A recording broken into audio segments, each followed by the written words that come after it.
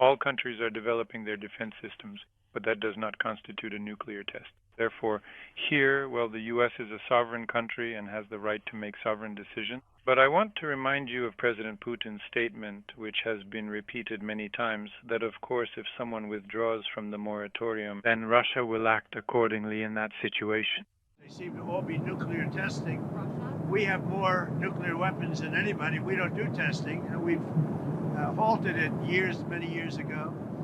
But with others doing testing, I think it's appropriate that we do also.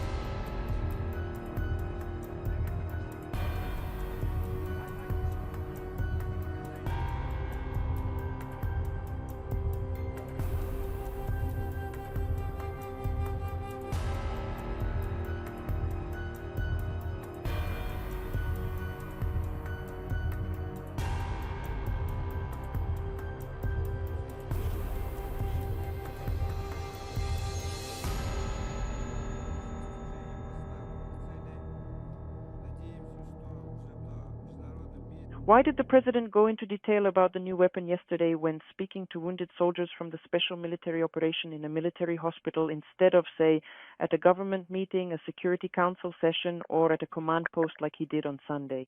You probably should have already noticed yourself that he actually talked about the Burevestnik on Sunday and about the upbringing, which was yesterday. Or rather, the day before yesterday. Accordingly, he was speaking yesterday. That's the first point. And second, the president explained it himself. He said that surely our soldiers fighting in the special military operation are interested in knowing in general what is happening in a broader context to ensure the security of our country. That's why this explanation was given. Donald Trump stated that the United States will resume nuclear testing. This year, Washington has already conducted tests for the warhead, and there is reason to believe that President Trump means an actual nuclear weapons test. What will Russia's response be if the tests take place, considering the current moratoriums and Trump's own calls for nuclear disarmament? There really are, after all, current moratoriums in place. President Trump, in his official statement, mentioned that other countries are reportedly, supposedly, conducting nuclear weapons tests. Until now, we were not aware that anyone was conducting such tests. And if in some way the testing of the Burevestnik is what is meant, that does not constitute a nuclear test, not in any way. All countries are developing their defense systems, but that does not constitute a nuclear test. Therefore, here, while the U.S. is a sovereign country and has the right to make sovereign decisions, but I want to remind you of President Putin's statement, which has been repeated many times, that of course if someone withdraws from the moratorium, then Russia will act accordingly in that situation. Trump also said that the U.S. and Russia are negotiating nuclear destruction.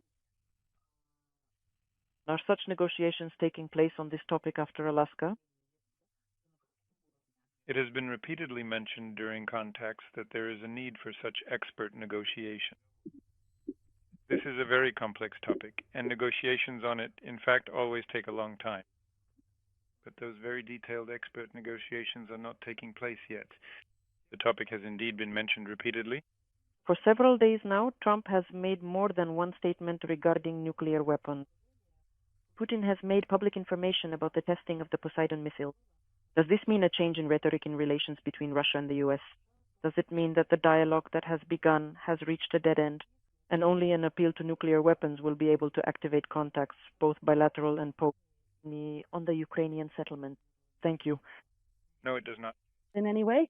Did the U.S. notify Russia of such intentions before Trump's statement about resuming nuclear tests? No. Does the Kremlin believe that a new round of the arms race has begun or not? Still no.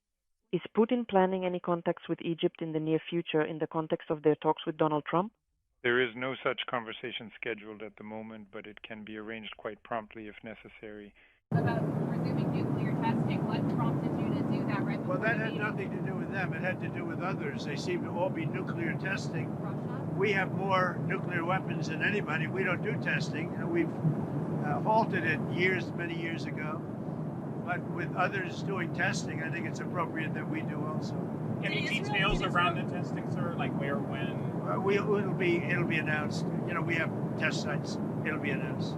But we have more than anybody. When I see them testing, I say, well, if they're going to test, I guess we have to test.